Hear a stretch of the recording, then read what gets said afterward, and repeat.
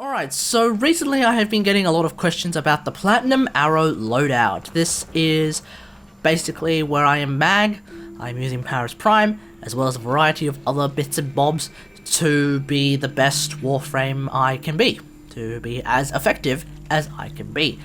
There's definitely been a lot of questions about certain choices, particularly in mag, specifically in like the kinds of mods that I have chosen to use, bits and pieces, and thereabouts. So we're going to be redoing the Platinum Arrow video, and this time I'll just be focusing on mag and Paris Prime.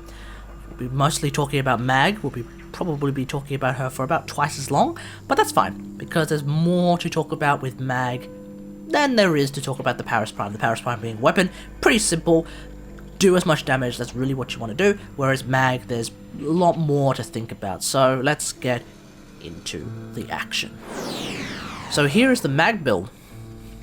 We have three mods that don't need any explanation. That's stress, streamline, prime continuity. That's stock standard. Let's move on. Now, let's have a look at the stats. We have plus 55% power duration, plus 30% power efficiency, plus 45% power range from those three mods that don't require any explanation. And we have plus 44% power strength. That does seem low, but in terms of the power strength, just remember that we actually have, with growing power, an effective power strength adjustment of 69%. Alright, let's move on. So, we're also using redirection. The reason why I'm using redirection as opposed to adaptation, and I could swing either way, that's perfectly fine, but the reason why I'm using redirection as opposed to adaptation is simply because of the numbers game. With redirection, I have 1110 shields, which is high, which means that I feel like I'm getting more value out of Arcane Barrier, Polarize, and the Guardian mod on the Death Cube. Now, you can argue that I'm getting more value if I'm just replenishing stronger shields, and you might be correct. I'm not so sure. I'm not fully sold on using adaptation on mag. I used to be sort of fully sold, but then I kind of thought, seems a bit...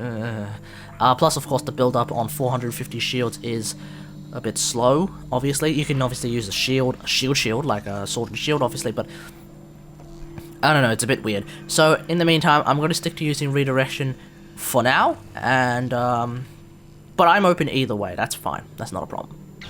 Alright, now, we're obviously using Umbral Former in this build, so we're using Umbral Intensify. That gives me plus 44% power strength.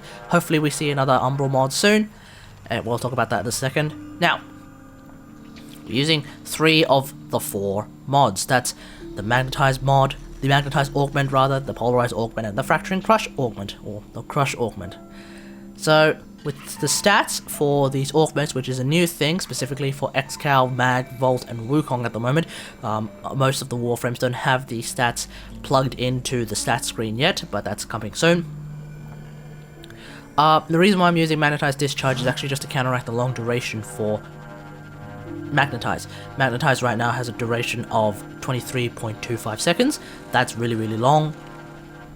So I don't really want to use that, because outside of, say, defense missions and interception missions, 23.25 seconds of Magnetize is around about 20 seconds too long. Like, you don't need it to be that long.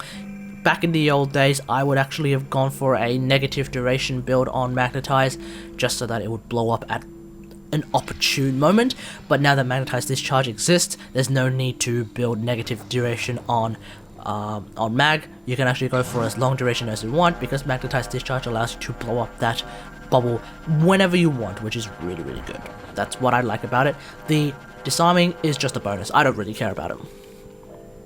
Otherwise, real quick, the duration on Counterpulse is 6.2 seconds. That's long, compared to the only other disarming build that I'm aware of. Well, sorry, the only other gun jamming build ability that I'm aware of, which is Mesa's Shooting Gallery. It's actually the same. They both have 4 seconds at base, so that's really, really good. And then finally, we need to talk about Fracturing Crush. Now,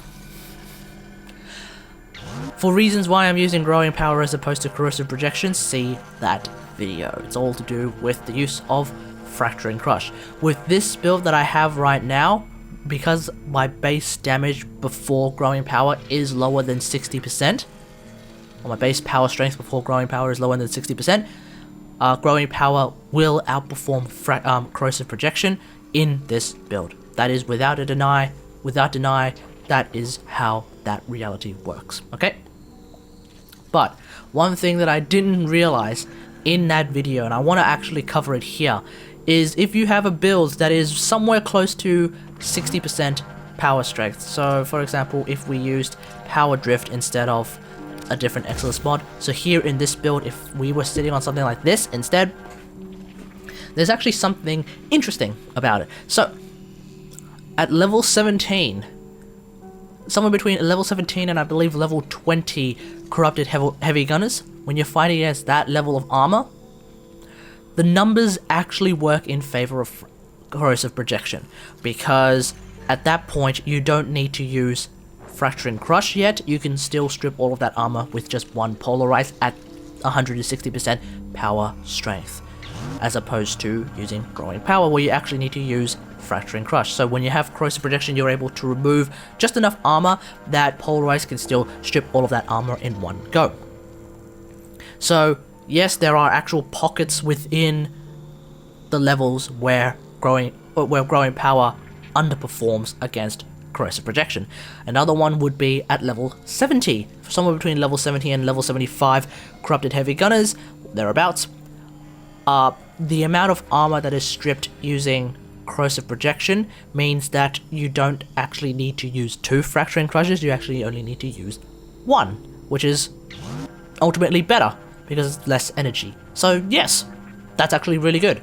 And therefore corrosive projection at those levels is better than growing power, because then you don't need to use Fracture and Crush as many times. But for all other levels up to level 165, I believe, that does not appear to happen again, or it might happen in levels 140, but I'm not 100. I don't remember. I'm not 100% sure.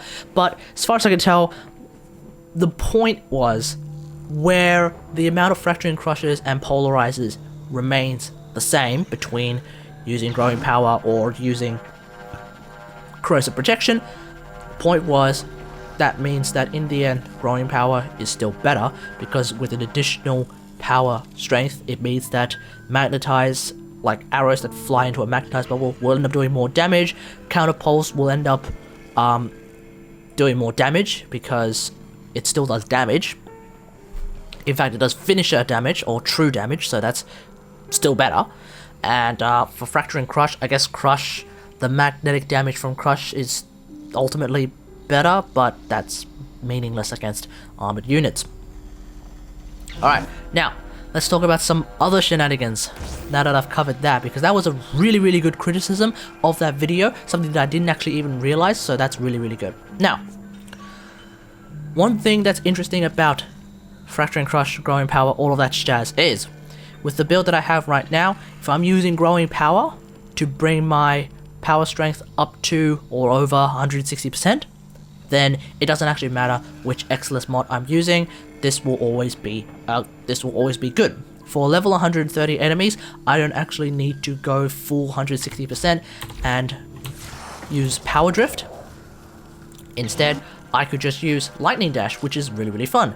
Unfortunately, with the build that I have right now, I can't fit Prime Sure-Footed, which I really wanted to. It would be preferable to fit that instead, but I don't have the space. So as you can see with the build, I only had 144% power strength. So long as I get Growing Power happening, which I kind of do with the Cryotra, then it's particularly easy to just strip all of their armor. That's not a problem. Now the alternative is to use Power Drift. If I were to use Power Drift, then we have a different kind of nuance. So let's grab Power Drift. So my power strength is now 159%. Obviously, it's the same logic. That means that I now have, just at its base, enough power strength to strip all of the armor of a level 130 Corrupted Heavy Gunner. Great! That actually means that I can use whatever aura I want. Now, if it was level 17 enemies or level 70 enemies, then you probably want to use corrosive projection. But if you don't really care about that level of nuance, that's fine. You could use something else. For example, enemy radar is always a good choice. Loot detector is probably also a good choice. Physique is probably meaningless. Steel charge is good if you want the extra mod space for whatever reason, or if you're using your melee a lot. Otherwise, don't use power donation, that's actually going to screw you over. We're actually going to be demonstrating with speed holster. Speed holster is a totally underrated aura mod that really fixes a complaint that a lot of people have about the holstering speeds of weapons. So as you can see, with speed holster and a level, against level 130 corrupted heavy gunners, we are able to strip all of their armor anyway, so you don't need corrosive projection, at least against these guys. But against level 70s, against level 17s, it will make a slight difference, but yeah, not that big of a difference. For me personally, I still prefer to use, I still prefer to use lightning dash, which means that I will need to use going to power. Cool. So a quick test of Mag's abilities.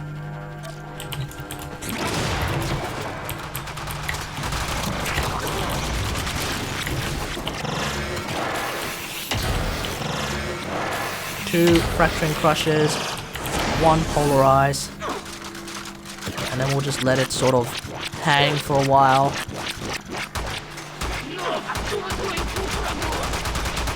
Probably enough damage there, and then boom.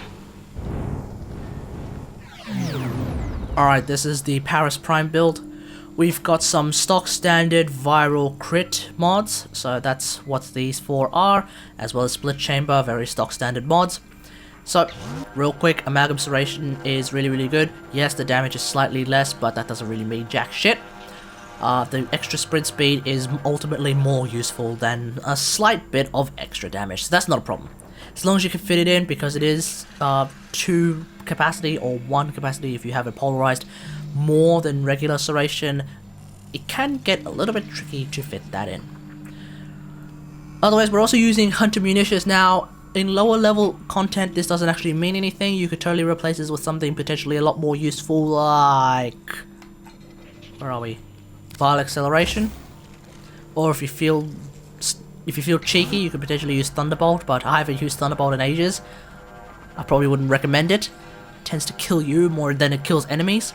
But yeah, you could potentially use Vile Acceleration. That just means you can pull your bow back a lot faster than usual. That's really good. But otherwise, I don't really care, because one of the bow, like overall bow changes, is that all of the bows, except for maybe like one, draw a lot faster than usual, so you don't really need Vile Acceleration anymore. So yeah, I'll just stick to Hunter Munitions, but I could really swap it with anything else.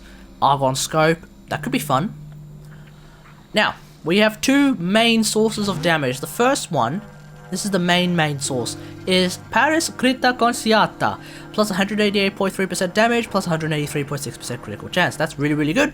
It just means that I am so desperately close to 200% critical chance, but not quite yet. Hopefully we get another Riven pass, because I get the feeling that the Riven disposition for Paris Prime will just increase again, and that will mean that I will be having plus 200%, well, over 200% critical chance. That's hot. That's hot. Okay, cool. The additional source of damage comes from the Cryotra, and for all of those details, I would recommend going and have a look at that Cryotra video. Hopefully I will link it in the description below, otherwise I will put it in the comments, or I'll forget. Either way, go check out the Cryotra and set mods video. So, don't even necessarily need to use Mag to demonstrate the power of the Paris Prime, as always. You get a good old-fashioned slash proc, it already starts to chunk away a lot of damage. Especially with the Cryotra doing some cold procs, means that these slash procs actually last for longer. And with the orange crits, that makes the slash procs even stronger. If I happen to get a slash proc and a viral proc at the same time, that makes them really good. Of course, if I don't get anything, then it's just not that strong.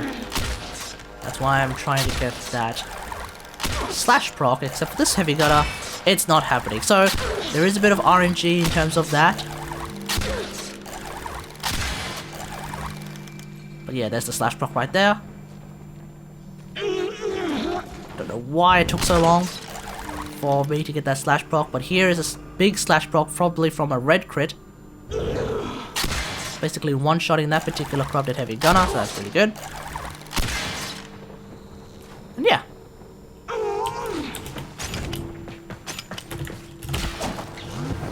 We'll just quickly have a look and see how well the Paris Prime fares if I were to, instead of using Hunter Munitions, if I were to use, where are you? Argon Scope. So we're not going to be seeing any slash procs anymore. We might see the odd slash proc, because Paris Prime does have slash damage. So we might see an odd slash proc here and there, but not nearly as many as before. So we need that first headshot, and now we get even more red crits. See, now we're just brute forcing the crap out of these corrupted heavy gunners without red crits.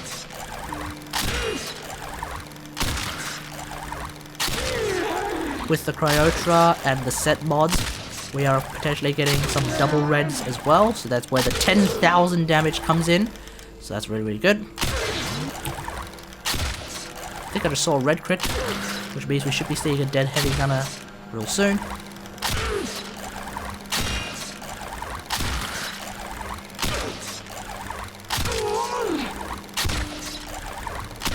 Obviously not as strong, and for some reason this front heavy gunner seems to be super immune to status procs. I don't know how that's happening, but yeah, definitely not as effective as using Hunter Munitions, obviously, but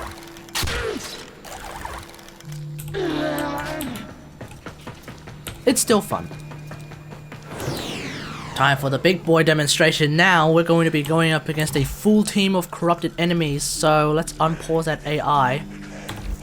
We're going up against some corrupted heavy gunners, some bombards, some butchers, all of that jazz. So normally, I will just do that. That's actually a rocket coming at me.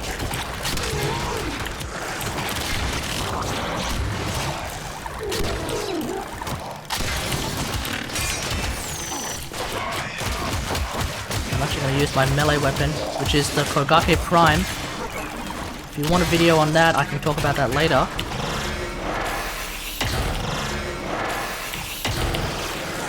Everyone's armor is stripped. They get one-shotted.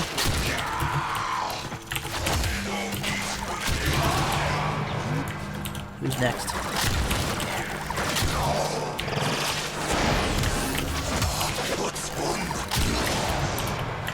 And who's left? That's everyone. So in conclusion, what we have learned... Oh, there's still some left.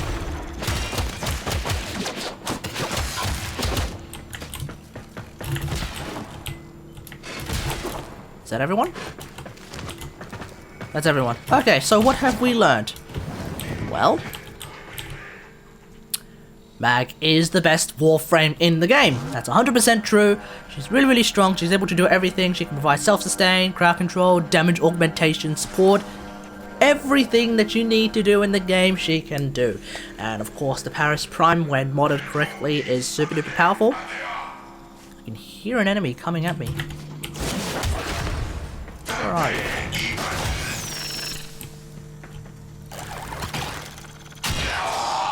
So, Paris Prime, really good as well, especially against enemies that are magnetized, especially against enemies that are hit with all of their armor missing.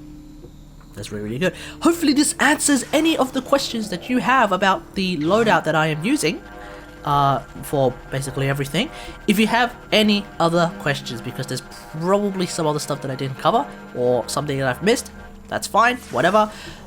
Let me know in the comments. If if I happen to receive enough questions, then I might redo this video as well. I don't know, but this should cover everything. Cool. If you like this video, hit that like button, subscribe for more WarFrame content, and as always, until next time, I'll see you guys later. Thanks for watching. Bye.